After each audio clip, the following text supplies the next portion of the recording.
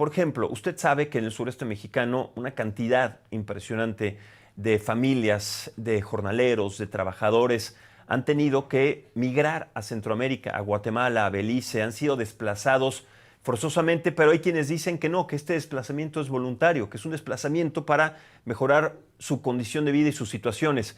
Bueno, para arrancar el programa, por eso quiero hacer contacto vía Zoom con Jorge Luis Llavenabarca, él es fiscal de esta entidad de Chiapas, porque les platicaba justamente en el contexto de la entrevista que son decenas, si no es que centenas de chiapanecos desplazados por la violencia y la inseguridad que se vive en ese estado. Pero la autoridad dice que esto no es verdad. Fiscal, ¿cómo le va? Muy buenos días. Gracias por esta comunicación.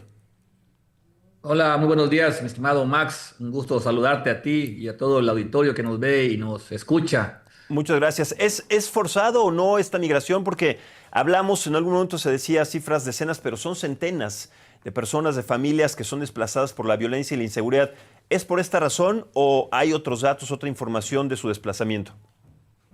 Pues efectivamente traemos ahí la información que ha vertido de manera oficial el gobierno de Guatemala a través de sus autoridades migratorias, de la propia Cruz Roja Internacional, que hay poco más de 150 personas entre niñas, niños, mujeres y adultos que están allá en la aldea de Guaylá, que es la comunidad o la población más cercana en la frontera con el estado de Chiapas, particularmente en el municipio de frontera Comalapa desde hace más de una semana. Yo quiero poner en contexto que del lado de Chiapas, aquí en la zona sierra, donde hace más de un año se vivían episodios de violencia, de enfrentamiento, como los que tú acabas de mencionar hace rato, donde grupos criminales de manera impune podían transitar, someter a la población, podían ellos dominar regiones del estado a la llegada del gobierno del doctor Eduardo Ramírez Aguilar desde el mes de diciembre a la fecha. Esta zona, particularmente la sierra, ha sido una prioridad para restablecer el orden y la pacificación de Chiapas. Se han desplegado fuerzas operativas de más de 1.500 elementos entre Sedena, Guardia Nacional, y la propia Policía Estatal y de la Agencia de Investigación. Y desde diciembre tenemos todo un destacamento implementado en todas las regiones de la sierra, lo cual quiero dejar muy en claro que en este momento y desde hace ya varios meses no tenemos ningún contexto de violencia como se ha mencionado, no tenemos enfrentamientos como ocurrían hace más de un año, sino por el contrario, se ha recobrado la tranquilidad, la normalidad del día a día de todas las familias que habitan allí en esa zona, e incluso más de un año estuvo incomunicada la sierra, no había tránsito de vehículos. Hoy hay una libertad para poder movilizarte con tu vehículo desde Comitán hasta Motocintla. Se ha recuperado el ciclo escolar que se había perdido durante un año. Hoy las escuelas están abiertas, los niños llegan a clases, los sistemas de salud están funcionando al 100%, la actividad comercial y económica que es ahí muy fuerte en la zona de la frontera está nuevamente fluyendo de manera cotidiana. Entonces el contexto realmente no es de violencia, eso sí quiero dejar muy en claro, porque estamos nosotros ahí con una presencia importante institucional, particularmente estas familias que se movieron de manera voluntaria hacia la aldea de Guaylar, son de algunos ejidos como Paso Hondo, como Santa Teresa Llano Grande, o incluso algunas comunidades que están ahí cercanas con esta aldea. Son familias que, insisto, fueron de manera voluntaria que se migraron al vecino país de Guatemala. Nosotros tenemos allí en Sabinalito, que es donde fue la cúspide de la violencia hace más de un año, ahí hay una presencia muy importante de todas las fuerzas del orden. Entonces, la verdad es que lo que nosotros queremos dejar en claro, más allá de poder discutir el motivo, el por qué se fueron estas familias hacia Guatemala, decirles que del lado de Chiapas no hay un contexto de violencia generalizada, no hay violencia sistemática como ocurría anteriormente, sino por el contrario, hay todo un proceso de pacificación. Efectivamente, hay algunos hechos aislados todavía de violencia, pero eso sin duda sucede en cualquier parte del mundo. Pero en cuanto a la violencia generalizada, eso quedó atrás, fue un capítulo que ya se cerró y hoy hay un nuevo comienzo en la sierra con una presencia de la vida institucional y nosotros vamos a estar ahí presentes, ¿eh? Desde el primer día que llegó este gobierno, el 8 de diciembre, hemos mantenido todo el estado de fuerza desplegado en la zona de la sierra y así vamos a continuar. Todas las familias de todos los municipios de la sierra, que no solamente es Comalapa, pues está Amatenango de la Frontera, Motocintla, Porvenir de Velasco, Bellavista, Chicomucelo, Mazapa de Madero, Siltepec, son muchos municipios que están otra vez con su vida normal, cotidiana, recobrándose, sí, por supuesto, de este proceso de violencia que por más de 2 años, principalmente 2024, 2023, vivieron. Hoy es un contexto distinto y eso es lo que queremos nosotros dejar muy en claro, que aquí en el lado de Chiapas no existe ya esa connotación de violencia que existía anteriormente y por supuesto que estamos muy pendientes y colaborando con las autoridades de Guatemala para que este proceso de ayuda humanitaria y si los familiares que están allá quieren regresar a Chiapas, nosotros estamos muy pendientes ahí. La primer comunidad que está más cercana a mexicana es Santa Teresa Llano Grande. Ahí tenemos un destacamento nosotros de fuerzas del orden. Cuando quieran regresar serán bienvenidos y estamos muy pendientes para colaborar con el gobierno de Guatemala. Señor fiscal, a ver, déjeme tocar dos temas. Me llama la atención primero lo que dice que qué bueno que tienen comunicación con Guatemala, con las autoridades del país centroamericano, pero si ya no existe la violencia, las balaceras, las amenazas, como usted lo ha dicho, ¿por qué las familias, porque estamos hablando de decenas de familias, se mantienen en Guatemala?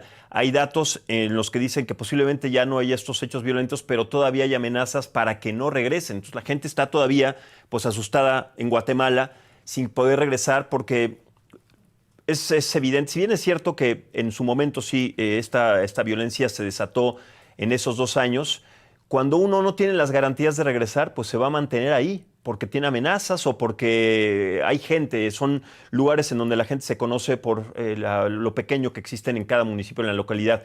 Pero entonces si uno hace su vida prácticamente y genera su patrimonio durante generaciones y lo deja de un día para otro, ¿no sería imposible pensar que estas personas no puedan regresar o no quieran regresar a recuperar su patrimonio que tanto tiempo y tantos años les costó, pues simplemente porque se dice que ya no hay violencia? ¿Cómo es que ustedes van llevando el censo de cuántas familias, cuántas personas hay y sobre todo cuál es la razón de que sigan sin regresar, fiscal? Nosotros estamos muy pendientes del lado mexicano. Personalmente estuve ahí la semana pasada en Santa Teresa Llano Grande, platiqué con el mando militar del ejército guatemalteco, tuvimos una entrevista personal ahí con él, quienes se encargan de garantizar la seguridad de todo el tránsito humano que existe ahí en la zona de Comalapa. Decirte que nosotros ahí en ese límite fronterizo con el vecino país de Guatemala, pues es un ir y venir de personas de manera cotidiana. Es una actividad que se ha desarrollado históricamente, pues a final de cuentas Chiapas también era un departamento de Guatemala. Entonces nosotros tenemos ahí esa relación comercial, laboral incluso, que mucha gente va, viene para trabajar aquí en tierras de Chiapas y estamos en contacto con el gobierno de Guatemala a través de la Cancillería, a través de las áreas de migración de Guatemala y también a través del ejército. Ellos nos pasaron un reporte y lo que refieren que algunas de las familias que están del lado de Guaylá, pues son familias que también tienen familia en esta aldea y que ellos decidieron irse para allá, que están allá conviviendo con sus familiares. Otros sí efectivamente refieren que están por temor, pero la verdad es que nosotros siempre hemos sido muy puntuales en decir que de este lado estamos garantizando la tranquilidad. Son algunos de los argumentos o declaraciones que ellos han manifestado a las autoridades del lado de Guatemala que están ellos allá porque conviven con familiares también de la aldea de Guaylá y otros que porque también tienen miedo de amenazas. Son realmente familias que, insisto, se fueron de manera voluntaria porque del lado de Chiapas no hay un contexto de violencia. Ese es muy importante dejarlo en claro, sino por el contrario, hay todas las garantías para que puedan ellos retornar el día que así lo decidan y por supuesto que nosotros estaremos atentos para estar pendientes. No hay en ninguna otra región, ahí de la parte de la frontera con Guatemala, otro desplazamiento como ocurrió hace más de un año, donde sí efectivamente hubieron desplazamientos en Chicomucelo, en Amatenango, en Mazapa, en Siltepec. Eran, la verdad, muy generalizado el contexto del desplazamiento forzado y también, por supuesto, había una violencia sistemática de manera diaria. Hoy esto ya no existe, insisto, es una cosa del pasado, es un capítulo que ya cerramos en el estado de Chiapas. Hay una presencia institucional ahí en toda la zona de Fuerzas Armadas y también, por supuesto, de gobernabilidad de todas las áreas de campo, salud, de educación. hay un comercio nuevamente reactivado. Creo yo que no tardará quizás en que regresen estas familias, pero decirles, no es un desplazamiento forzado provocado por la violencia, sino Señor más bien fiscal, es, por supuesto, una movilidad humana voluntaria. pero sabe que es que nadie hace un desplazamiento voluntario si no tiene, por ejemplo, una situación en donde el clima adverso termine inundando sus fincas, sus casas, haya violencia, amenazas. Nadie migra o se desplaza voluntariamente si no hay estas condiciones. ¿Por qué razón? Que yo le pregunto, ¿por qué razón tendría no una, sino decenas de familias que migrar voluntariamente? Pero además en un país que no es el suyo y en donde tampoco existen condiciones para laborar, porque a lo que se dedicaban todas estas personas era a trabajar las tierras, a trabajar del patrimonio que durante generaciones sus familias les dejaron. ¿Cómo van a dejar de un día para otro?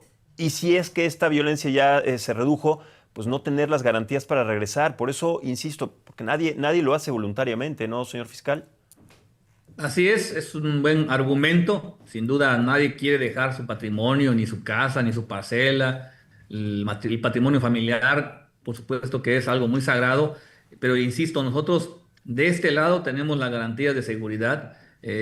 Por supuesto, también no olvidemos que en ese contexto de violencia que se vivió hace más de un año, habían grupos sociales que también se coludieron con la delincuencia, en particular una organización campesina con ese nombre que era una organización fachada que apoyaba a los grupos criminales que se llamaba El Maíz, que tuvo su bastión ahí en el Sabinalito, que tuvo su bastión ahí en Santa Teresa Llano Grande, en Paso Hondo. Esta agrupación social, se hacía llamar social, que era una agrupación delincuencial, pues también ellos, quiero decirte que tienen hoy en día, la mayoría de ellos, toda la estructura que cometió muchos delitos, más de 50 órdenes de aprehensión que tenemos pendientes de ejecutar y que estamos ya haciendo la colaboración con los gobiernos, tanto federal, de parte nuestra, de la Fiscalía General de la República y de Guatemala a través de Interpol México para que podamos ejecutar estas órdenes de aprehensión que por delitos que se cometieron en año pasado, como homicidios, desapariciones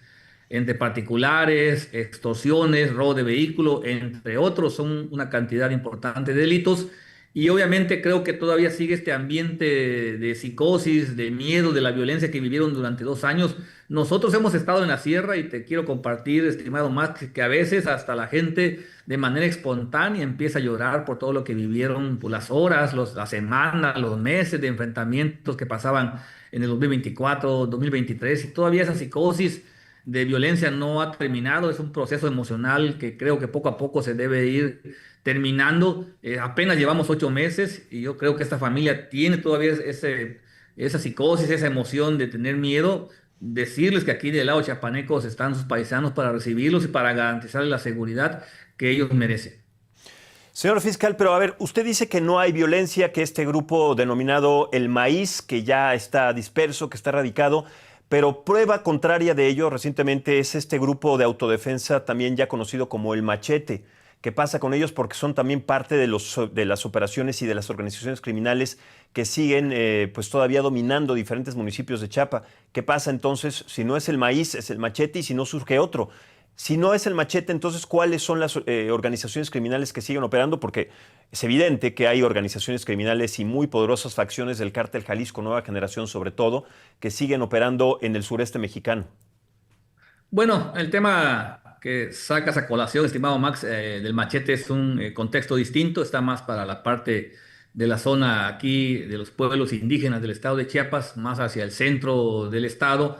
Este surgimiento de este grupo armado que tiene o que nace en la vida pública hace poco, unos 5 años aproximadamente, y sale con un contexto de un conflicto político municipal, diferencia de grupos políticos del municipio de Panteló, de esa división que existió en ese momento y que se creó este grupo autodenominado El Machete, que hoy quiero decirte que en los próximos días habremos de tener acciones ahí en Panteló.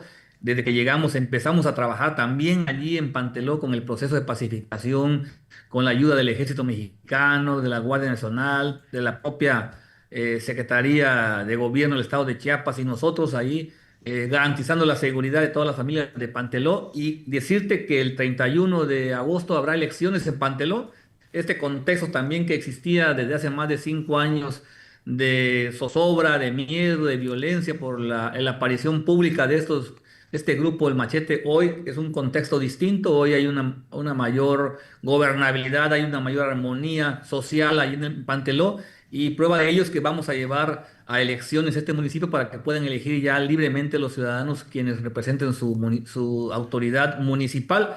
Entonces, creo que es muy importante dejar en claro también esto. Al igual que en la sierra, nos encontramos con un proceso de violencia muy elevado, con un tejido social que se encontraba roto y en ambos casos, tanto en Panteló como en Comalapa, se ha hecho un esfuerzo importante por parte del gobernador Eduardo Ramírez Aguilar en un proceso de pacificación que implica desde el restablecimiento de todas las garantías de gobernabilidad, el restablecimiento de los sistemas educativos, de salud, de programas sociales. También lo mismo pasó en Panteló y hoy quiero decirte también, ya que tocas el tema, hay elecciones el domingo 31 de agosto próximo, vamos a garantizar también esa elección y tendremos de nueva cuenta un gabinete municipal electo por el pueblo, porque teníamos 2 periodos que eran consejos municipales que se estaban disputando precisamente entre estos grupos antagónicos, el Machete y otro grupo que se autodenominaba Hilo Herrera. Entonces creo que eso ya quedó atrás también y hoy estamos trabajando de la mano con toda la población para que también ellos recobren la paz en Panteló. Pues todavía no ha quedado tan atrás porque en las últimas elecciones, el último proceso de elección, señor fiscal, estuvo manchado por tintes violentos, lo cual también no permitió que la población pudiera votar libremente. Y ahora, del otro lado, en la frontera justamente con Centroamérica, con Belice, también se dice que hay facciones, tanto del cártel Jalisco Nueva Generación como el cártel de Sinaloa, que no permiten a la gente regresar solamente para votar. O sea, es decir, si no van a regresar permanentemente para trabajar, tampoco están permitiendo que regresen para formar parte de estos procesos electorales. Entonces, pues también tenemos que decir que es un estado de ingobernabilidad, por lo menos los municipios donde no van a votar, porque no pueden ni siquiera ejercer su derecho a voto a que tengamos democracia. Las votaciones siguen siendo dominadas por estas facciones criminales. Bueno, en el caso de Panteló es un contexto distinto. Territorialmente Panteló no colinda con la frontera con Guatemala ni con Belice, está más hacia la parte centro del estado de Chiapas. Y efectivamente, como bien dices, hubieron 2 procesos, tanto el proceso pasado, que fue en el 2024 y el 21, donde allí la disputa, insisto, de política entre grupos internos ahí del conflicto municipal, porque Panteló vive un contexto de un conflicto político municipal, ni siquiera es un tema que pueda trascender al Estado, sino es municipal. En 2 periodos pasados efectivamente no se pudieron poner de acuerdo, no pudieron generarse las garantías de gobernabilidad y seguridad para que se llevara a cabo los procesos. Por ello es que está terminando ahorita el segundo periodo un consejo municipal que se nombraba desde el Congreso del Estado. Hoy nosotros tenemos este gran desafío que después de 2 procesos electorales se nombre las autoridades municipales de manera democrática, libre, espontánea por el pueblo de Panteló. Insisto, será el próximo 31, domingo 31 de agosto, que vamos a tener esta jornada electoral solamente en el municipio de Panteló y está garantizada que la gente, tengo entendido que hay 3 planillas, 3 candidatos que están participando en este proceso electoral, que sin duda nosotros vamos a estar muy pendientes para que la población pueda acudir a las urnas, puedan acudir a votar de manera libre y espontánea y sea toda una fiesta democrática y ellos elijan quienes quieren que lo gobiernen los próximos años en su municipio.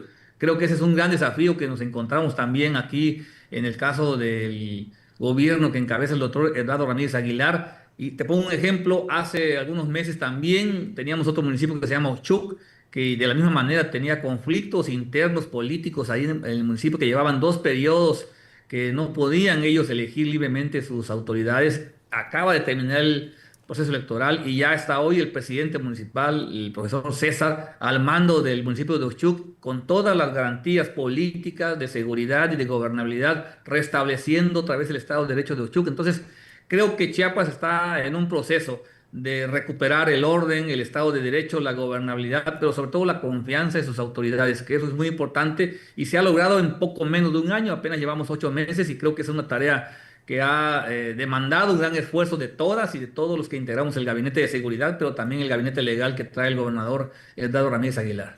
Para regresar a Chiapas, a un estado de gobernabilidad, un estado de derecho, un estado de tranquilidad, solamente hay que enfocarse, considero, señor fiscal, en el tráfico de combustible, en el robo de combustible, en el narcotráfico, sino también hay otros delitos que estos grupos de autodefensa, estos grupos que van surgiendo, se dedican al tráfico ilegal de maderas. Hay una cantidad de talamontes que siguen operando con absoluta impunidad, tráfico de personas, tráfico ilegal de agua. Son todos estos delitos que todavía, y tomando en cuenta lo que dice la población, no se han resuelto. ¿Cómo han apuntado los operativos o cómo han apuntado las estrategias para resolver todos estos delitos, además del tráfico de combustible, que es uno de los más grandes, gigantesco, el huachicol en nuestro país, de drogas y de armas? Bueno, que ya ni se diga. En estos que le acabo de mencionar, ¿qué sucede? ¿Cómo están operando para tratar de resolverlos? Bueno, creo que es importante señalar que el contexto geográfico de Chiapas, al ser el estado con mayor frontera con Centroamérica, principalmente con el vecino país de Guatemala, tenemos más de 650 kilómetros de frontera con Guatemala. Históricamente ha sido atractivo por los grupos criminales para, como tú lo comentas, el trasiego de droga, de armas, incluso de trata de personas.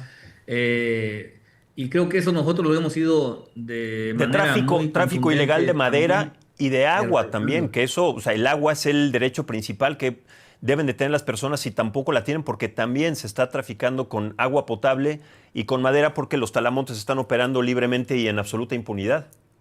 Sí, bueno, aquí creo que el contexto del agua no es tanto. Creo que Chiapas, afortunadamente, tenemos esa riqueza natural de tener agua en la mayoría de las regiones del estado. En el cuanto a la madera, sí, efectivamente, sobre todo en algunos municipios que hemos hecho nosotros importantes decomisos. Hace apenas como 2 meses logró obtener diversas órdenes de cateo en el municipio de Altamirano, de Las Margaritas, que es una zona muy rica en nuestra selva, en nuestros bosques, y ahí se lograron asegurar más de 15 aserraderos de madera y muchos miles de metros cúbicos de madera que fueron asegurados y detenidas varias personas.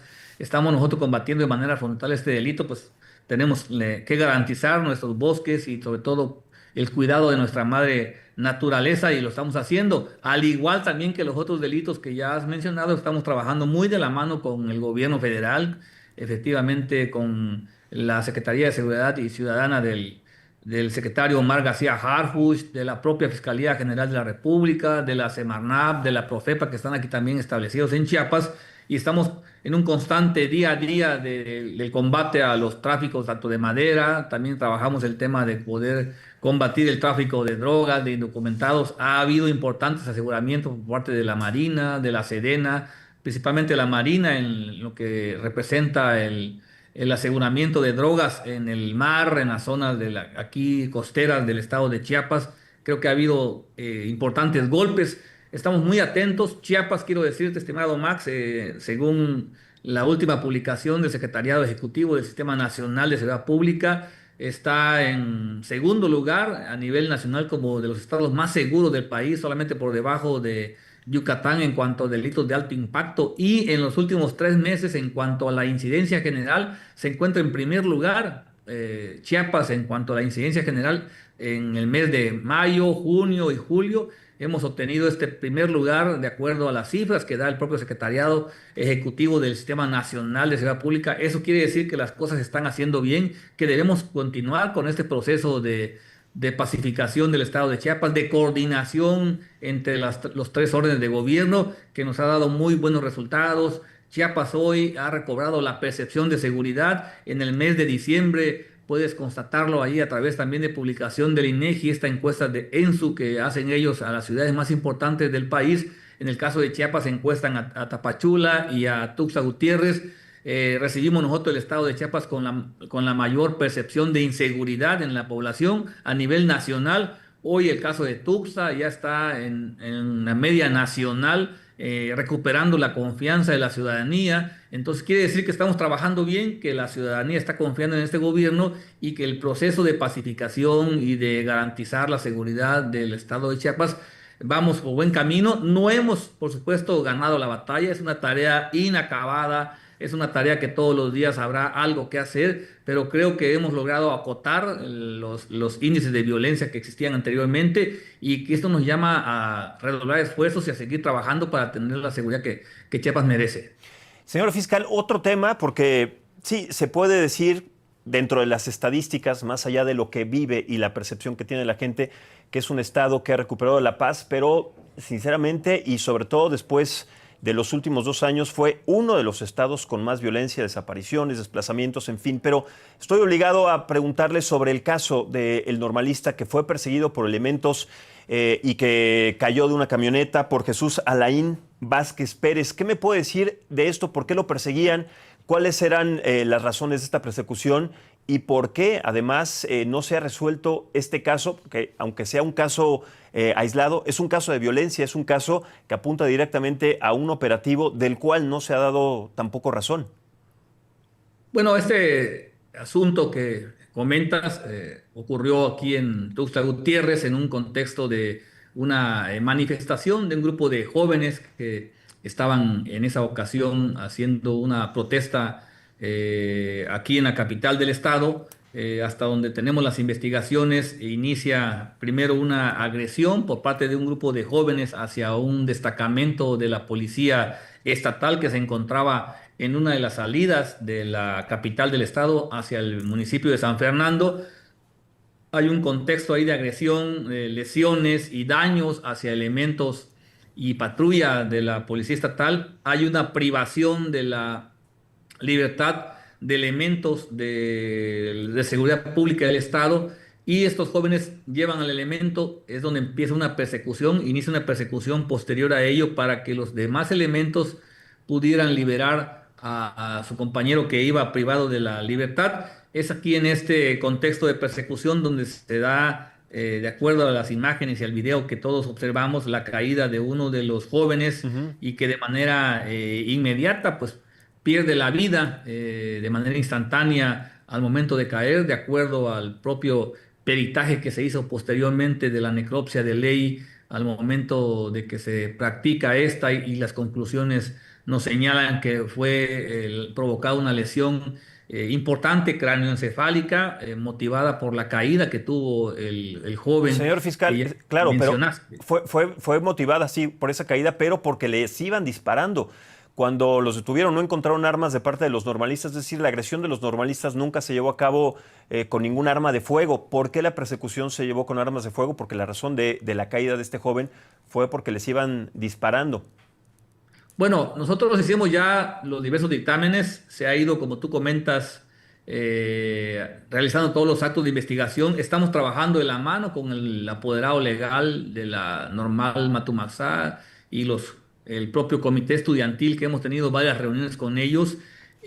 Por ejemplo, ellos señalaban que que fueron objeto de disparos. Se hizo una inspección en el vehículo, en la unidad que ellos venían conduciendo. No se encontró ningún indicio de daños o de impacto de algún disparo de arma de fuego. El joven en la exploración física, el occiso se le hizo, no tiene tampoco ninguna lesión que haya sido secundaria a un proyectil de arma de fuego, simplemente fue la caída. Entonces, estamos nosotros en un proceso de investigación todavía, se llevó a cabo una reconstrucción de hechos, se llevó a cabo todo lo que es unas periciales de criminalística de campo. O sea, estamos nosotros investigando a fondo y por supuesto vamos también a delinear responsabilidades, primero en cuanto a la presunta responsabilidad si la hubiere por cuanto hace el homicidio y también por supuesto se hará lo propio ya en la parte de la actuación de los cuerpos de seguridad, si siguieron con los protocolos que la propia ley del uso de la fuerza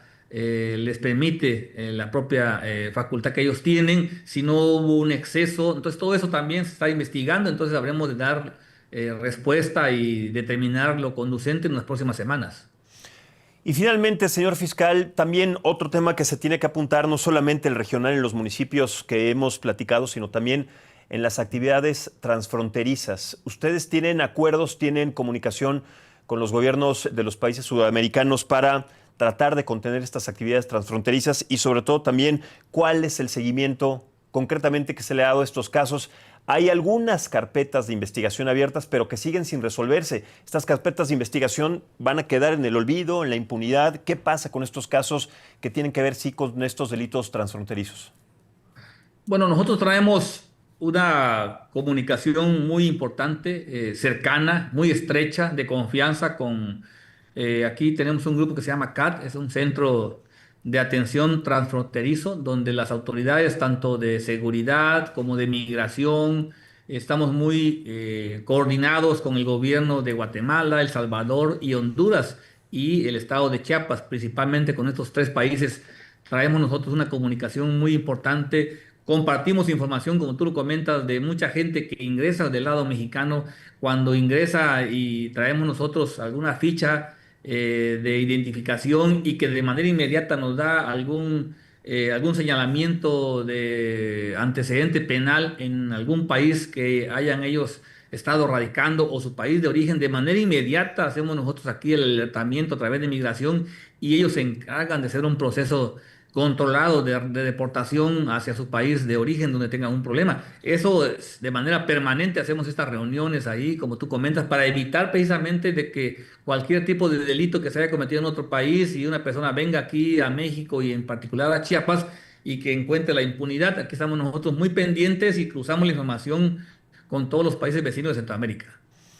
Pues bueno, vamos a darle seguimiento a cada uno de estos casos, sobre todo el más inmediato, sobre los procesos de elección que van a tener próximamente, saber en qué condiciones se dan, saber cuántas personas Claro. de las que todavía sabemos hay en Centroamérica pueden regresar y que tengan esas garantías, porque sí, usted sabe, señor fiscal, se dicen muchas cosas, pero si la realidad es diferente, la tenemos que apuntar y la tenemos que cuestionar.